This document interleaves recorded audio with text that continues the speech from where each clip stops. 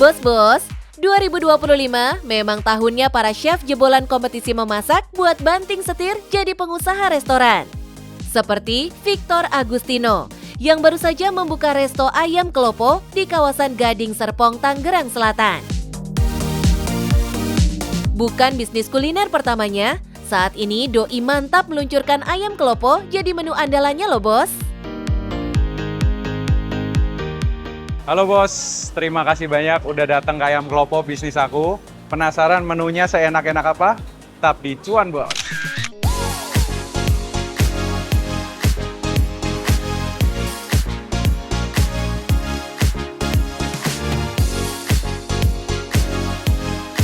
Bos, ayam goreng lagi-lagi jadi menu andalan para pebisnis kuliner.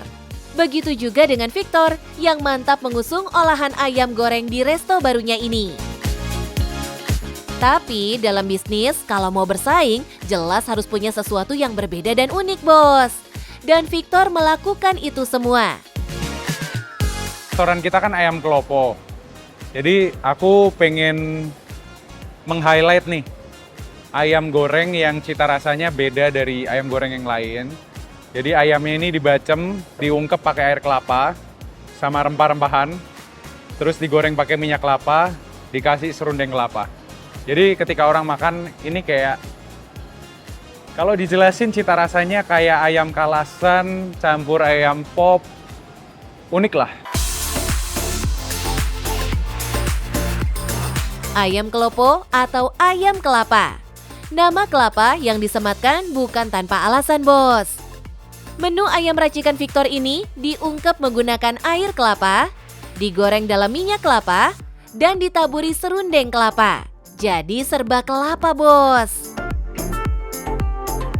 Menu istimewa ini Doi hasilkan gak jauh-jauh dari pengalamannya berburu kuliner di Jakarta. Karena aku ngerasa ayam goreng yang kuning itu biasa gitu. Menurutku nggak ada spesial-spesialnya. Cuman gimana ya? Aku suka ayam goreng tuh yang ada aromanya, wangi minyak kelapanya kuat. Terus ada serundeng kelapanya yang gurih sama wangi kelapa gitu. Aku suka. Jadi aku pengen deliver ngasih tahu ke orang-orang lain, nih loh ada ayam goreng yang enak tuh kayak gini juga gitu. Tuh bos, Victor merasa belum pernah menemukan olahan ayam goreng di Jakarta yang sesuai seleranya. Makanya Doi pun turun ke dapur, meracik bumbu, dan tada! Jadilah ayam goreng kelopo. Dan sebelum mantap dijadikan menu andalan, ayam goreng kelopo ini sudah lolos uji rasa ke kerabat dekat, keluarga, dan rekan bisnisnya. Susah juga ya, karena orang enaknya kan lidahnya masing-masing. Cuman kalau saran aku, orang kalau mau bisnis kuliner, diusahakan tes food dulu, trial dulu, dicicipin ke orang-orang. Kalau misalnya 8 atau 9 dari 10 orang udah bilang enak, ya berarti emang produknya oke. Menu andalan sudah dapat. Lokasi restonya jangan salah pilih ya. Kawasan Gading Serpong yang sedang menggeliat bisnis kulinernya pun Doi pilih jadi lokasi resto barunya ini. Bisnis kuliner sih sekarang lagi menjamur banget ya di Gading Serpong. Cuman bukan berarti semua bisnis kuliner bakalan jalan kalau menurut aku. Tetap harus ngasih makanan yang berkualitas, terus harganya juga nggak boleh terlalu mahal. Fokus juga ngasih cita rasa yang baru, unik, tapi tetap bisa diterima rakyat sih. Resto milik Victor ini emang luas banget, 700 meter bos. Cukup untuk menampung ratusan customer. Konsep restonya modern yang berpadu dengan adat Jawa. Terlebih, dari menu-menu yang dihadirkan lekat dengan masyarakat Jawa. Dari awal emang aku pengen bikinnya rada ada rumah Jawa gitu. Makanya atapnya kan dibikin kayak segitiga-segitiga, kayak adat Jawa gitulah. Terus dibikin ada bambu-bambu di atasnya. Semuanya serba kayu-kayu semua. Jadi emang aku pengen dapetin unsur tradisionalnya juga sih. Dengan konsep open kitchen, puluhan karyawan menyiapkan pesanan. Dan aktivitas mereka ini bisa langsung dilihat customer. Jelas, ini konsep yang bisa menumbuhkan kepercayaan customer terhadap makanan yang disajikan. Ayam goreng klopo jelas jadi menu yang paling banyak dipesan. Semua pengunjung penasaran banget nih sama gurih dan lembutnya menu satu ini. Setiap satu porsi ayam goreng klopo disajikan lengkap bersama taburan serundeng, lalapan, dan juga sambal nih bos. Untuk menu lainnya juga banyak pilihannya. Semuanya lekat dengan masakan khas Jawa. Kayaknya sekitar 30 menu ya. Ada yang paling oke, pasti aku rekomen ayam klopo. Terus ada cumi hitam juga, kuah mangut. Kalau bikin menu itu harus lengkap ya. Ada yang gurih, aku harus bikin yang ada yang manis, ada yang asem.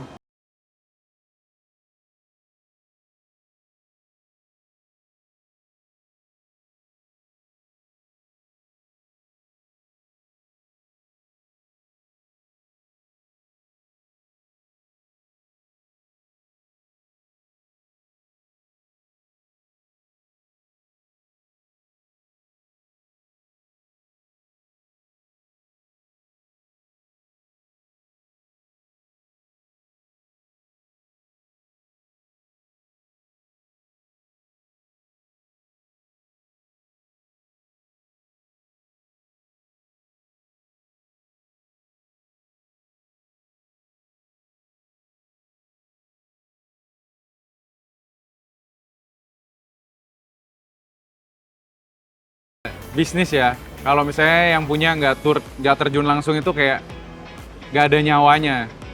Ya mungkin sesekali ditinggal, tapi jangan keseringan sih. Harus ngerti juga apa yang berubah, apa yang terjadi. Jadi menurunkan tingkat komplain dari pengunjung sih. Victor percaya semua yang sudah doi usahakan akan berbuah hasil yang baik bos. Belum buka harus cek rasa dulu. Ya mungkin kalau ada tamu yang komplain kurang rasa atau keasinan, ya bingung ya. Kita kan masak udah sesuai standar, tiba-tiba ada yang komplain keasinan, ada yang komplain hambar. Ya kita nggak bisa memuaskan semua lidah masyarakat. Cuman kita tetap stay di standar kita ini, nggak berubah-berubah. Itu akan cari marketnya sendiri. Ini bisa dibuktikan dengan banyaknya jumlah pengunjung. Boleh di-spill dong bos, berapa banyak yang datang setiap harinya?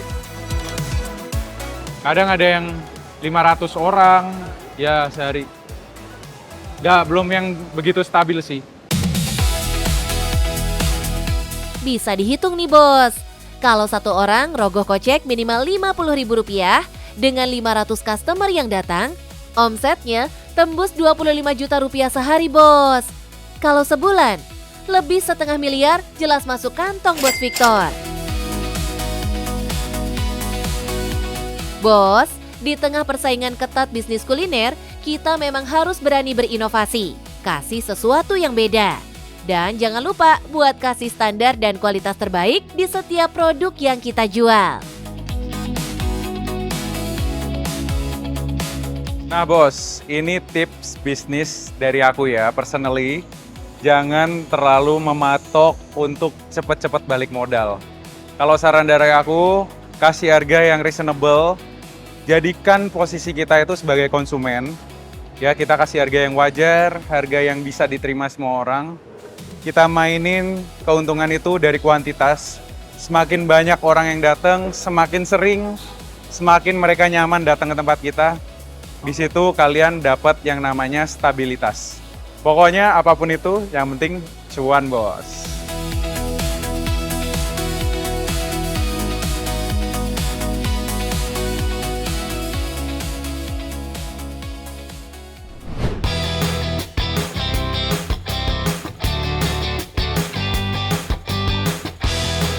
Bos-bos, masuk musim hujan artinya butuh makanan yang hangat-hangat dong. Bakso jelas jadi pilihan. Nah, kalau bakso yang satu ini jualannya pengacara terkenal loh. Di tengah dominasi bakso Wonogiri di kota Jakarta, El Silonto hadir menawarkan bakso sehat dan juga bakso kasar khas Makassar. Diterima baik oleh pecinta kuliner, warung baksonya pun viral. Bahkan jadi favoritnya banyak artis ternama loh bos. Halo bos, saya Elsie Lonto. Selain sebagai lawyer, saya ada bisnis sampingan. Bakso Wahid. Bakso Wahid itu bakso sehat. Kuahnya juga sehat, nggak pakai MSG. Penasaran? Langsung aja nih, cuan bos.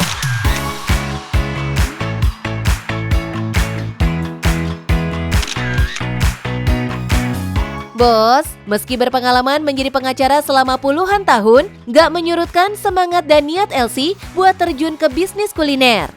Doi pun memanfaatkan garasi dan lantai 1 tempat tinggalnya di kawasan Wahid Hashim, Jakarta Pusat sebagai lokasi warung baksonya.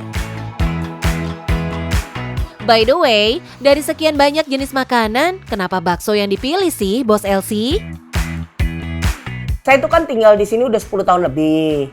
Pengen ada usaha, kepengen coba-coba usaha, dan saya hobi banget bakso, makanya coba-coba jualan bakso. Elsie serius banget jalanin bisnisnya ini. Doi tekun mencari resep bakso terbaik.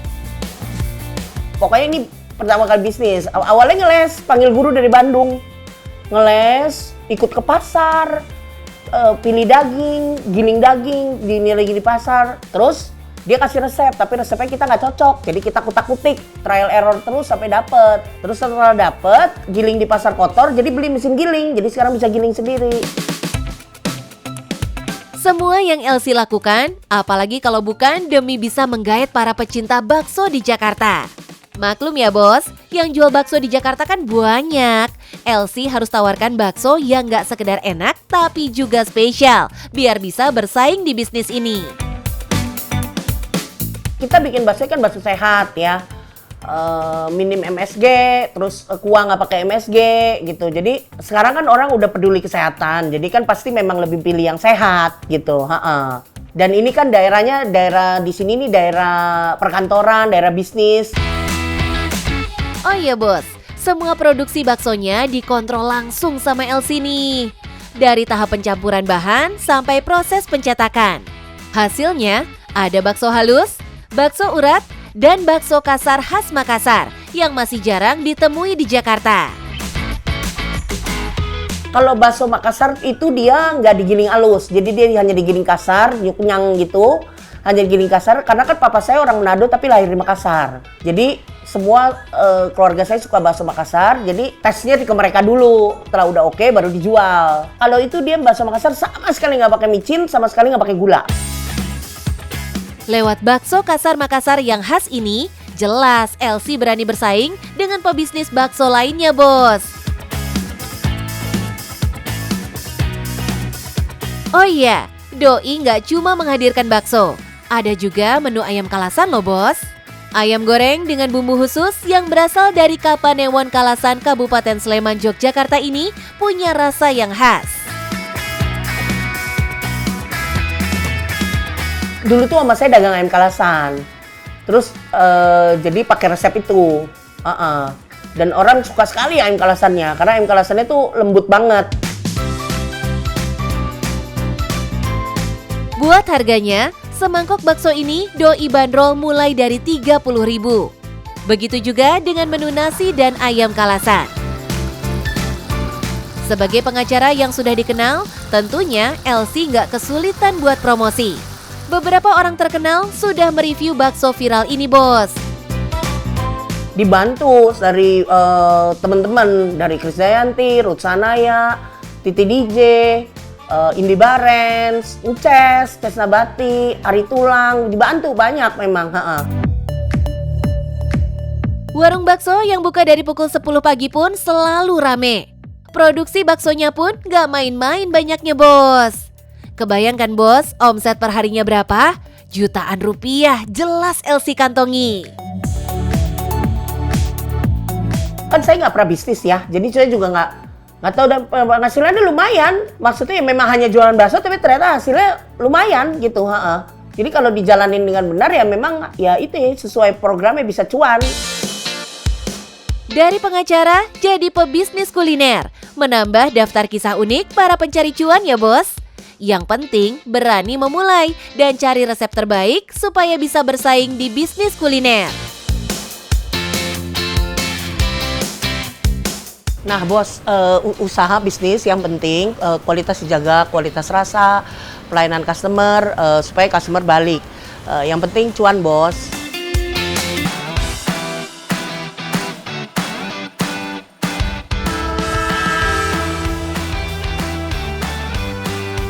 Bos-bos, nyari kos di kota besar itu ribet. Harga nggak cocok, fasilitas nggak sesuai, dan habis waktu buat survei. Padahal kebutuhan tempat tinggal buat mahasiswa dan pekerja rantau terus naik tiap tahun. Itu artinya ada peluang usaha besar di sana, bos. Dan di tengah masalah itu, muncul solusi praktis, yaitu jasa survei kos yang ngebantu nyari sampai dapet. Halo bos, aku Nabila, pemilik dari jasa mau cari kos. Aku bisa bantuin cariin kos sesuai budget dan kriteria, sampai klien tinggal nempatin aja bos. Penasaran? Tetap di Cuan Bos.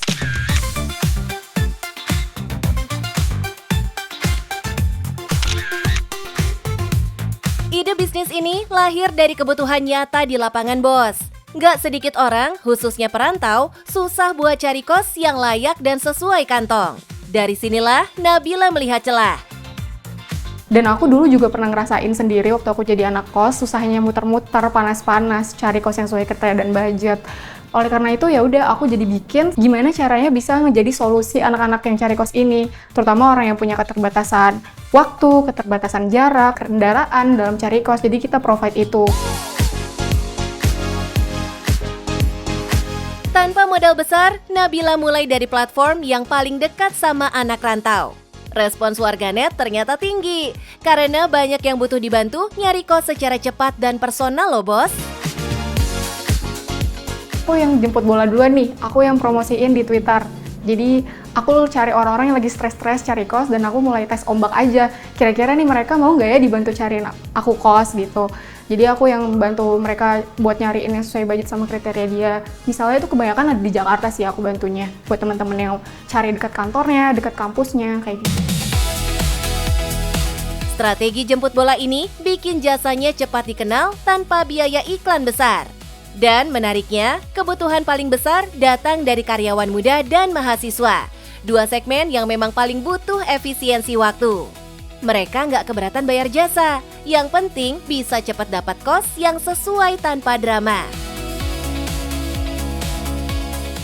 Sempat kerja full time tapi full WFH, jadi masih bisa aku sempetin buat muter-muter cari kos yang sesuai kriteria klien ya. Tapi lama-lama setelah demand-nya banyak banget, itu akhirnya aku mutusin buat resign dan fokus ke mau cari kos ini. Kalau sekarang aku dibantu sih sama teman-teman yang aku kenal buat ngebantu buat tahap scanning, tahap research, terus ada yang bantu freelance survey juga yang di daerah-daerah yang nggak bisa aku jangkau. Dan dari sinilah usaha Nabila jalan, bos. Mereka ngerapihin layanannya dalam beberapa paket. Dari yang paling murah 55.000 sampai paket lengkap 300.000. Bedanya di level bantuannya. Ada yang cuma kasih list rekomendasi, ada yang sekaligus dicariin dan dicek langsung ke lokasi.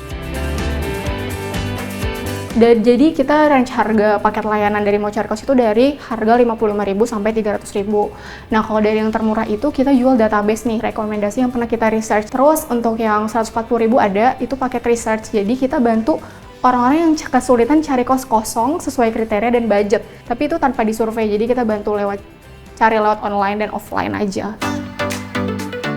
Untuk yang mau sekaligus dikunjungi, ada paket research plus survey, bos. Klien bisa pilih kos yang diincar. Dan Nabila beserta tim bakal cek fasilitas, lingkungan, sampai kondisi airnya langsung di tempat. Kalau udah ada satu kos inceran, mereka juga punya paket survey only. Jadi survey only itu biasanya orang-orang yang nyari kos itu udah punya kos inceran, tapi biasanya dari luar kota gitu. Jadi dia bisa nih saranin kita, Kak, tolong dong surveiin buat satu kos ini karena aku keterbatasan jarak atau nggak ada kendaraan gitu buat nge-survey sendiri. Itu bisa request ke kita, jadi tinggal kasih alamat, kasih nomor telepon, nanti kita langsung meluncur ke sana gitu. Sistem kerjanya juga sederhana, bos. Tapi di balik kesimpulan itu, model bisnisnya sebenarnya rapih banget. Nabila pakai skema DP 50%, jadi mereka ngurangin resiko order fiktif dan bisa mulai pencarian secara efektif. Alur begini bikin waktu kerja tim lebih efisien dan klien punya kepastian layanan. Nah kalau misalnya udah DP, nanti kita bakal start proses cariin kosnya. Terus saat udah ada listnya, nanti tinggal pelunasan, terus nanti kita akan provide listnya di PDF. Dan itu kos yang kita kasih itu semuanya kosong.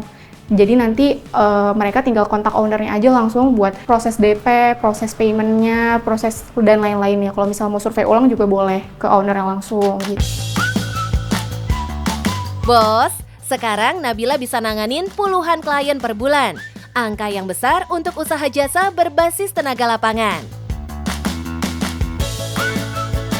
Dalam sebulan biasanya kita di 40-50-an klien sih untuk saat ini. Karena baru kita seriusin banget itu dari bulan Mei gitu. Jadi sekarang masih sampai 50-an klien. Bayangin bos, kalau satu layanan survei kos dipatok mulai Rp150.000 sampai Rp300.000, perkiraan cuan kotornya bisa berada di kisaran 6 juta sampai 15 juta rupiah per bulan. Cuannya menggiurkan banget kan bos? Eits, bukan berarti tanpa tantangan ya bos.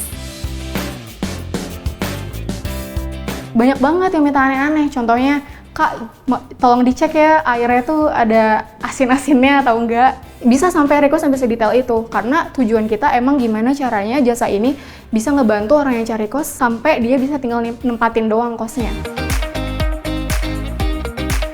Tantangan ini bisa jadi nilai plus kok bos. Karena semakin detail permintaan, itu berarti jasa ini semakin diperlukan. Gak heran deh, jasa mau cari kos ini jadi rame di berbagai sosial media. Dan dari segi pemasaran, usaha Nabila ini juga menarik banget buat dilihat bos. Kalau dari segi marketing sih sebenarnya kita masih pakai organik semua ya, karena dari awalnya kita di Twitter, kita nyamperin orang, kita jadi solusi buat problem orang yang lagi kesulitan cari kos, bikin video-video di TikTok, gimana behind the scene kita cari kos yang sekiranya high demand. Nah bos, teknik ini disebut content-based marketing, di mana bisnis ngasih ilmu dulu, baru dapat trust dan orderan. Orang yang tadinya cuma nonton konten behind the scene di TikTok, jadi tertarik pakai jasa ini, karena ngelihat langsung gimana detail tim mau cari kos di lapangan. Kedepannya sih mau cari kos, harapannya bisa buka ke properti lain ya, misal bantu cari rumah, bantu cari apartemen. Karena sekarang kita selain kos juga kita bantu cari kontrakan, tapi kontrakan petakan. Yang kosongan gitu. Mungkin nanti bisa ke kontrakan rumah, dan itu pasti challenge-nya lebih gede lagi ya buat carinya. Kalau sekarang aja Nabila bisa buktiin pasar jasa survei segitu besarnya, ke depan potensinya lebih luas lagi bos. Tinggal diperkuat sistemnya. Bisnis ini bisa naik level jadi layanan pencari properti profesional.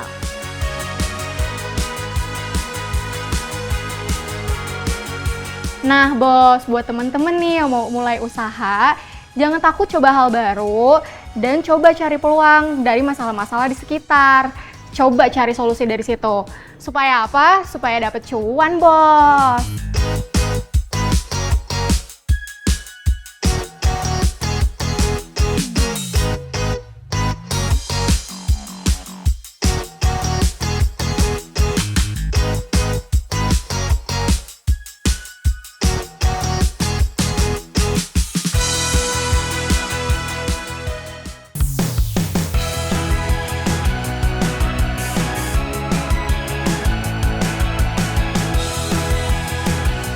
Bos-bos, beberapa tahun ini gak cuma kuliner Jepang yang diminati masyarakat kita, tapi juga kuliner Vietnam.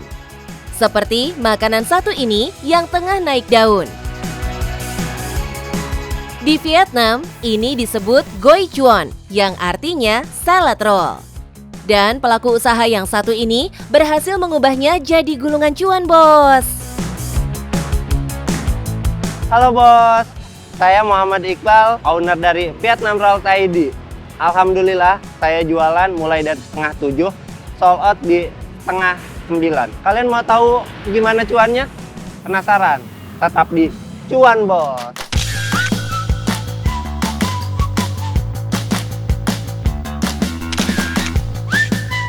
Di Di balik suksesnya vietnamrolls.id, ada pasangan suami istri yang kompak bangun usaha. Ide awalnya justru datang dari sang istri yang gemar makanan sehat dan melihat peluang dari tren makanan bersih. Saya kan pelaku usaha F&B, sering tuh ganti-ganti produk yang dijual karena kan sekarang udah eranya keterbukaan informasi. Tahun 2024 kita bingung mau jualan apa. Akhirnya kita riset produk apa nih yang hype dan need-nya lagi gede. Ternyata makanan-makanan sehat. Melalui riset kecil-kecilan, Iqbal mulai mengintip kebiasaan makan orang-orang kota besar yang sekarang lagi sibuk jaga pola makan. Sampai akhirnya dari situ lahirlah konsep Vietnam Rolls dengan cara jualan yang unik dan praktis.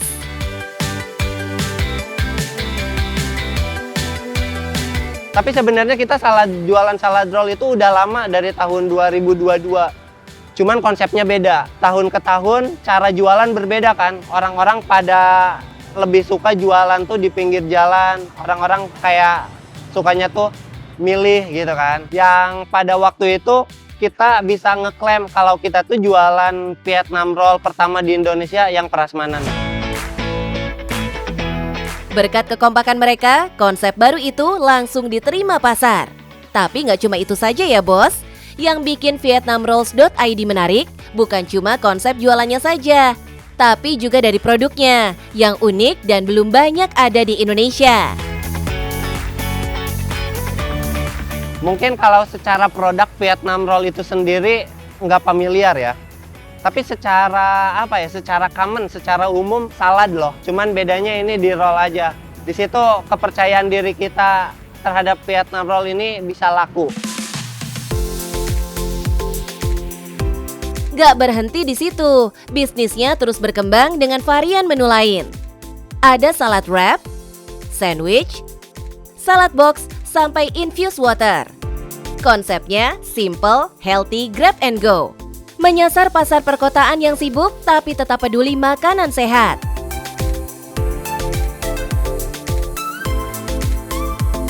Sebenarnya yang ditawarin tetap makanan sehat, cuman versinya beda. Nah itu tuh kita untuk mencegah orang-orang yang bosan makan sehat.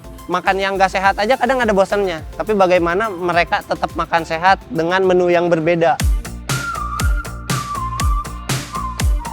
Dari luar kelihatannya mudah ya bos. Padahal teknik pembuatannya cukup rumit dan butuh keterampilan. Setiap salad roll dibuat satu persatu pakai bahan segar dan rice paper super tipis. Ketelitian jadi modal utama, karena telat menggulung sebentar saja, rice papernya bisa robek. Kalau secara bahan-bahan simple, mungkin cara buatnya yang susah. Karena itu membutuhkan teknik dan pengalaman. Bos, dalam dunia F&B, posisi brand jadi kunci penting untuk nembus pasar.